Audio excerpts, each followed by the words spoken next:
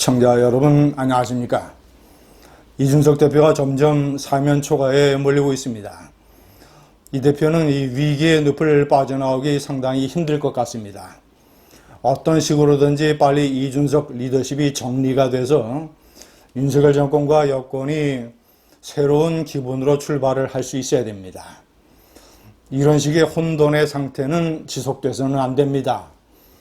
이준석의 사면 초과를 설명을 해드리겠습니다. 첫 번째, 오늘 친윤계 윤핵관 중에 한 명으로 불리는 울산의 국회의원이죠. 울산의 중구청장을 오래 했던 박성민 의원, 이준석 당대표의 비서실장을 전격적으로 사퇴했습니다. 대표가 어려울 때 대표 비서실장이 사퇴한다는 것은 한마디로 정치적으로 압박이요, 이별이요, 상당한 어떤 의미가 담겨있는 이런 일입니다. 이런 것들이 예를 들어서 권성동, 장제원 이런 윤핵관 그룹과 아무런 소통 없이 이루어지기에는 불가능한 일입니다.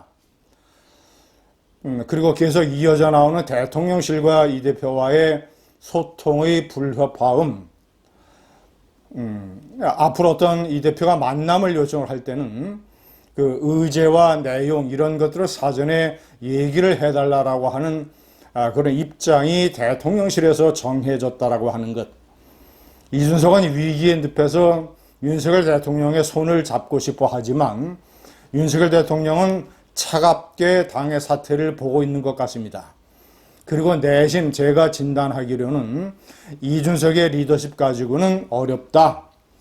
이준석이 조기 사퇴하고 윤핵관 출신이 당대표를 맡아야 당정 일체의 강력한 어떤 여권의 국정 동력이 형성이 된다. 이런 판단을 윤 대통령은 하고 있는 것으로 보여집니다. 자, 세 번째, 더욱 심각한 일은 오늘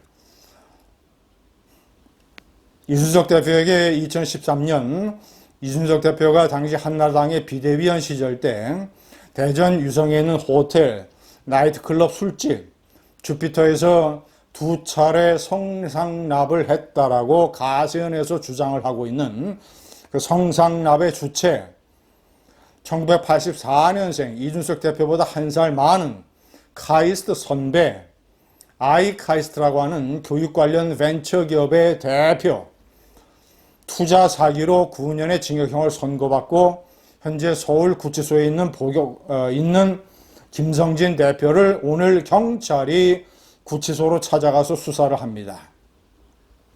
신문을 합니다. 그런데 놀랍게도 김성진 대표는 이준석 대표를 협박하고 나섰습니다. 변호사인 김소연, 이준석 대표와 앙숙관계이죠.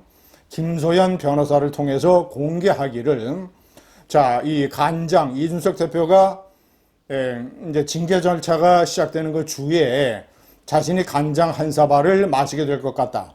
자신을 협공하고 있는 안철수, 간보기 간철수, 정치권에서 통용되는 그 말에 간자를 떼오고 장제원의 장자를 떼어서 간장 한 사발을 마실 것 같다고 했는데, 김성진 아이칼스 대표가 찐간장을 드셔보시게 될 것이다.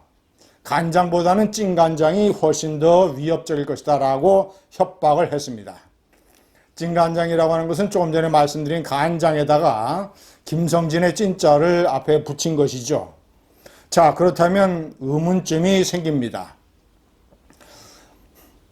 김성진 대표는 이준석 대표의 어떤 약점을 잡고 있길래, 돈이냐 여자냐, 어떤 약점을 잡고 있길래 이런 식의 협박을 해야 되는 것인가. 자, 그리고 그가 대전지검에서 조사를 받을 때 그하고 관계를 맺었던 수백 명의 전관계 언론인, 기업인 이런 인사들에게 로비했던 내용을 하나도 발설하지 않았던 김성진, 그래서 단지 240억의 투자 사기 혐의로 징역형을 선고받았던 이 김성진이 왜 이제 와서 마치 자기가 로비한 내용을, 돈으로 로비를 했던 아니면 성으로 로비를 했던 로비한 내용을 공개할 수 있을 것처럼 이런 식으로 협박을 하는가? 찐간장의 협박 의도는 무엇인가?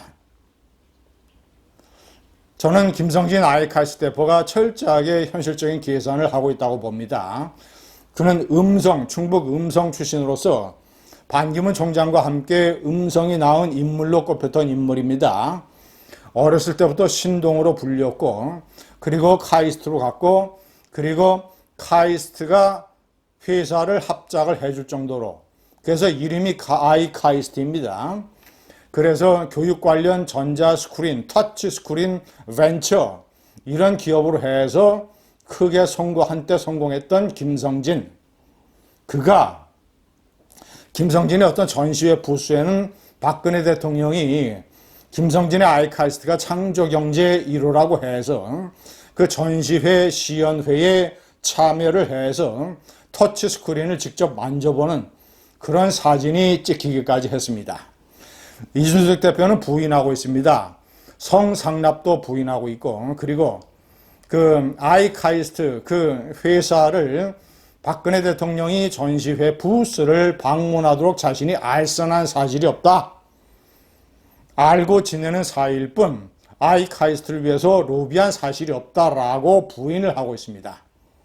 그러나 내달 7일 시작되는 징계 절차에서 그런 사건과 별도로 자신의 최측근인 김철근 정무실장이 성남삽 주장하는 그런 업자를 만나서 아이카이스트 말고 업자를 만나서 7억 원의 투자각서를 써주면서 무마시키려 했던 정황, 이런 것들이 징계 절차에서 사실상의 문책을 당하게 된다면 이준석 대표도 저는 경고라든가 이런 낮은 수준이라 하더라도 징계 절차를 피할 수 없다고 봅니다. 징계위원들은 물을 것입니다. 김천걸 정무실장이 그렇게 한 것이 이 대표의 뜻을 모르고 할 수가 있겠는가? 이 대표와 소통하지 않고 할 수 있겠는가? 이 대표가 몰랐다 하더라도 도의적인 책임을 져야 되는 것 아닌가? 일종의 증거 조작, 증거 은폐, 이런 책임을 져야 되는 것 아니라라고 문책할 것입니다. 물을 것입니다. 제가 판단할 때는 낮은 단계의 그 이양희 윤리위원장은 윤석열 대통령의 의중을 아주 잘 알고 있는 인물입니다.